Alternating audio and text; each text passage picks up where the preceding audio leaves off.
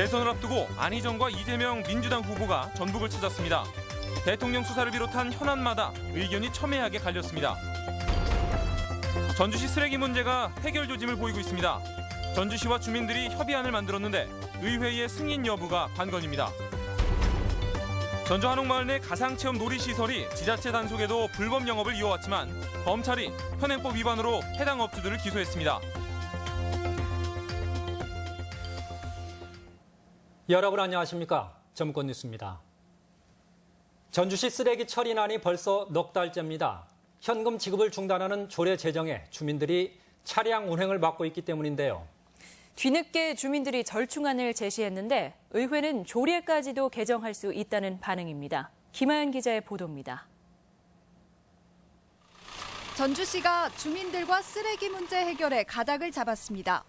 현금 지급을 중단하는 조례 시행을 내년으로 미루고 법정 인원을 초과해서 운영 중인 주민 감시요원 수를 3년에 걸쳐 줄이는 게 골자입니다. 또한 쓰레기 분리수거 검사는 차량의 30% 이내에서만 하도록 했습니다. 지금까진 사안이 터질 때마다 주민들이 쓰레기 검사를 강화해 차량 운행을 중단시키면서 도심에 쓰레기가 쌓이는 악순환이 이어져 왔습니다. 유대에도 큰 데가 있잖아요. 전주에서 이렇게 그런 부분이 해결이 안 되면 이미지도 안 좋으니까 이게 빨리 협상에 타결돼가지고. 전주시 의회는 큰 틀에서는 합의안을 받아들이겠지만 몇 가지 수정 사항을 요구했습니다. 주민들의 쓰레기 검사 권한을 10%까지 더 줄이고 전주시의 관리 감독을 늘려가야 한다는 입장입니다. 주민 권한을 축소하는 방향으로 협약서를 고치면 다시 현금 지급이 가능하도록 조례를 재개정한다는 방침도 내놨습니다. 저희는 이제 지금 너무 시민들이 불편함이 많잖아요. 예, 그래서 저희들은 그 큰 틀에서 그냥 같이 상생할 수 있는 방안이 뭔가 해서 그 길을 찾았습니다. 넉 달을 이어져 온 전주시 쓰레기 문제가 해결의 실마리를 찾을 수 있을지 주목되고 있습니다. MBC 뉴스 김하연입니다. 전주 한옥마을의 무분별한 상업화에 검찰까지 단속을 강화하고 나섰습니다. 법을 어기고 배짱 영업을 해온 업주들은 사법 처리를 피할 수 없을 것으로 보입니다. 보도에 강동엽 기자입니다. 고풍스러운 한옥들이 멋스럽게 자리 잡은 전주 한옥마을. 하지만 난데없이 비명소리가 들립니다. 바이킹이나 자동차 레이싱을 가상으로 즐기는 체험 놀이시설에서 흘러나온 겁니다. 지난해 9월 한옥마을에 처음 문을 열었는데 비슷한 업소가 5개월 만에 4곳으로 불어났습니다.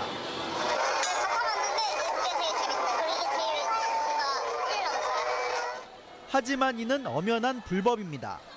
전통 문화구역인 한옥마을은 이 같은 놀이시설이 들어설 수 없지만 소매점이나 음식점 등으로 허가를 받은 뒤 무단으로 용도를 변경한 겁니다. 저런 영상하는 거는 사실 다른 데 도심에 가도 많잖아요. 저거는 아니라고 생각해요. 지자체의 시정 명령과 고발이 이어졌지만 두 곳은 놀이시설이 아니라고 주장하며 여전히 영업을 이어가고 있습니다. 시에서 좀 이렇게 좀 완화해주고 이래야 되는데 이게 솔직히 나쁜 건 아니잖아요. 배짱 영업이 계속되자 검찰은 40살 A씨 등 업주 2명을 기소했습니다. 무단 용도 변경으로 영업을 해 국토의 계획 및 이용에 관한 법률을 위반했다는 겁니다. 한옥마을의 전통을 저해하는 용도 변경 등 불법 행위에 대해서는 전담검사를 지정하여 단속을 더욱 강화하도록 하겠습니다. 뿐만 아니라 허가나 신고 없이 무등록 영업을 한 혐의도 별도로 조사하고 있어 업주들은 가중처벌될 처지에 놓였습니다. MBC 뉴스 강동엽입니다. 민주당 대선 후보 경선이 시작되면서 전북 관련 공약 발표도 이어지고 있습니다. 오늘은 안희정, 이재명 후보가 전북을 찾았고 내일은 문재인 후보가 옵니다. 이종휴 기자입니다. 민주당 호남 경선을 목전에 두고 전북을 찾은 이재명 후보와 안희정 후보. 같은 장소에서 1시간 간격을 두고 벌인 기자회견이었지만 그 내용에선 확연한 차이를 보였습니다. 박근혜 전 대통령 수사에 관해 이 후보는 후속 수사를 주장한 반면 안 후보는 사법기관이 판단할 문제라고 밝혔습니다. 사면 없는 완전한 처벌, 박근혜나 또 그 몸통인 또는 그 수하들에 대한 책임이 명확하게 물어질 겁니다. 저는 사법부가 국민들이 가지고 있는 법적 정의감에 입각해서 원칙적으로 처리를 해야 된다는 말씀으로 이재명 후보는 안 후보의 대연정은 3당 야합이나 마찬가지고 문 후보의 정책은 개혁처럼 보이지만 실은 재벌과 기득권 편들기라고 비판했습니다. 문재인 후보님의 경우는 겉으로는 아닌 것 같은데 약간 다른 쪽에서는 실질적으로 기득권과 대연정을 하는 거 아니냐. 안희정 후보는 대연정을 집요하게 비판하는 것은 정상적인 대화가 아니라며 문 후보, 이 후보를 동시 겨냥했습니다. 무원칙하게 정치적 야합을 하는 사람으로서 공격을 하는 것으로 지금 2달을 보내고 있습니다. 이건 정상적 토론이 아닙니다. 지역 공약으로 안 후보는 전주를 문화특별시로 지정하겠다고 밝혔고 이 후보는 유엔의 국제평화기구를 전북에 유치하겠다고 밝혀 눈길을 끌었습니다.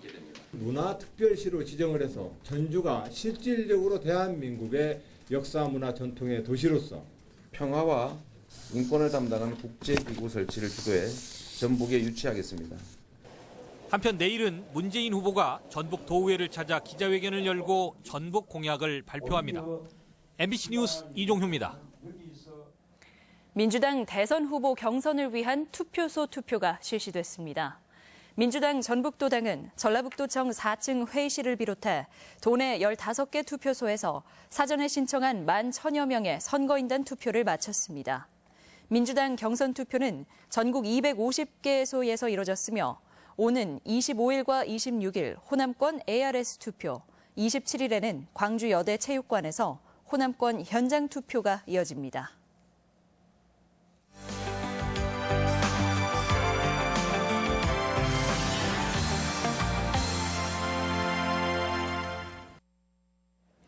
로컬 푸드가 빠르게 성장한 배경은 바로 안전하고 건강한 먹거리일 겁니다. 얼굴 있는 먹을거리를 내세우기도 하지만 잔류농약처럼 안전관리는 여전한 숙제입니다. 로컬 푸드 기획보도 이경희 기자입니다. 도내 한 로컬 푸드 매장. 관광지 근처라 평일에는 찾는 사람이 거의 없습니다. 신선도 관리는 어떨까? 이 매장은 신선 채소류는 2, 3일 이내에만 진열하기로 했지만 깻잎은 8일, 상추는 나흘째 진열되어 있습니다. 구역이 넓다 보니까 자주는 못 오시죠. 또 다른 로컬푸드 매장은 신선 채소를 공급하는 농가가 80곳이 채 안 됩니다. 매장 규모가 작다 보니 농가 관리에 소홀할 수밖에 없습니다. 교육을 해갖고 이렇게 교육한 사람만 이렇게 출하를 하게 원래 그렇게 된 걸로 알고 있는데 그 교육을 안 했어. 물건을 내는 농민 역시 느슨해질 수밖에 없는 구조입니다. 그전에는 내가 영농 일지를 썼는데 지금은 안 써. 그냥 걷기도 귀찮고 나이 먹고. 지난해 전라북도가 소비자단체와 함께 도내 23개 매장에서 132개 품목을 조사해보니 열무와 청경채, 상추 등 10개 품목이 잔류농약 허용치를 초과했습니다. 전년도보다도 2배가량 적발 비중이 높아졌습니다. 문제는 한 품목을 정밀 검사하는데 20만 원 상당의 큰 돈이 들다 보니 300여 품목을 모두 할 수 없다는 점입니다. 지자체별로 관심을 가지고 농가 교육과 점검에 나서야 하지만 매장 늘리기에만 급급한 상황입니다.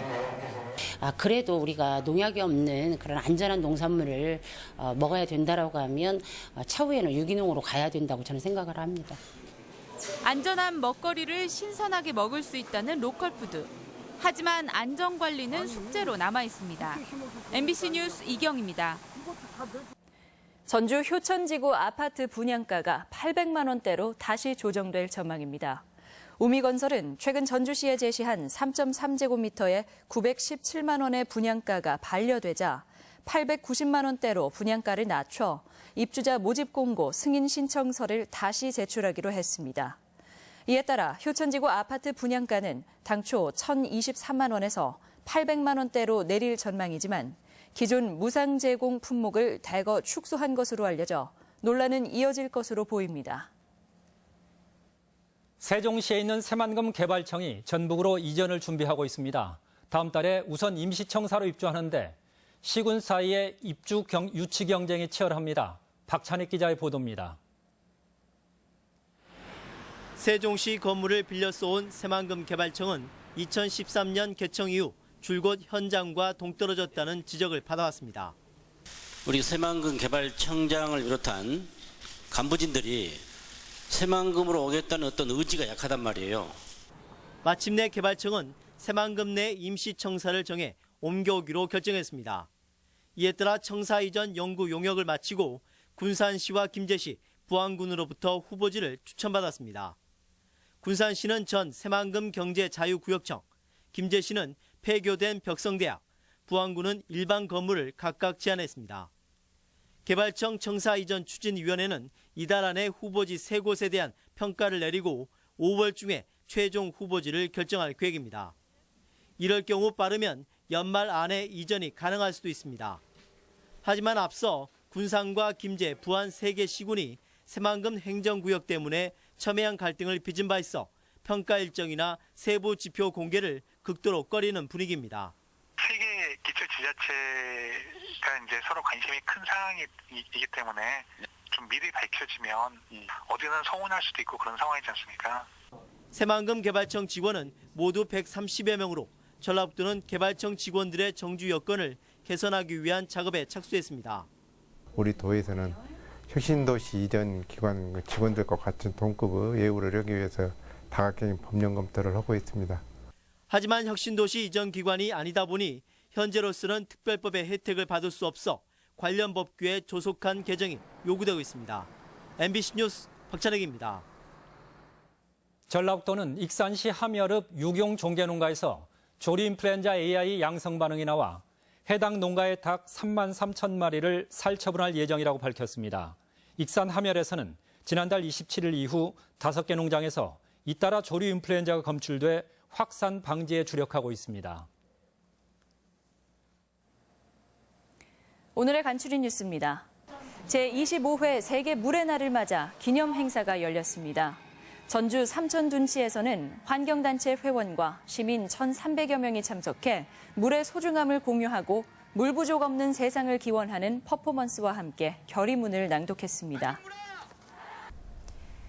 무역협회에 따르면 지난달 도내 기업의 수출은 4억 9,943만 달러로 1년 전과 비교해 4.6% 감소했습니다. 지난해 2월 800억 원에 달했던 조선업계 수출이 올해는 3억 원 수준으로 급감한 데 따른 것으로 조선업계의 부진이 수출 전반에 영향을 미치고 있습니다. 전라북도와 방송통신위원회는 한옥마을 전주 소리문화관에서 업무 협약을 맺고 시청각 장애인용 TV 보급을 공동 추진하기로 했습니다. 시청각 장애인용 TV는 도내 시청각 장애인과 상위 등급자 2만 6천여 명에게 보급되며 오는 6월부터 신청을 받을 예정입니다. 전북 청소년 교육문화원은 성명을 통해 글로벌 해외연수 초등학생 선발 전형이 학교별 추천 배정 인원을 없애 도시 학생들에게 유리하도록 변경됐다고 주장했습니다. 해외연수를 주관하는 도인재육성재단은 성장평가제 도입으로 시험이 없어진 초등학교의 경우 학교별 선발 기준이 없다는 교육청 입장을 반영했을 뿐이라고 해명했습니다. 간추린 뉴스였습니다. 전주 완산경찰서는 지난달 31일 익산시 인화동의 한 퇴폐 휴게텔에서 상의를 벗은 채로 있다 적발된 전주 완산경찰서 58살 A경위를 정직 1개월 처분했습니다. 앞서 경찰은 A경위를 성매매 처벌에 관한 법률 위반 혐의로 불구속 기소 의견으로 검찰에 송치한 바 있습니다. 전주지방법원은 여자 어린이를 추행해 미성년자 상습 강제추행 혐의로 기소된 방문학습지 교사 41살 A씨에게 징역 4년 6월을 선고했습니다. A씨는 지난 2014년부터 추행한 혐의를 받고 있습니다. 전북권 뉴스였습니다.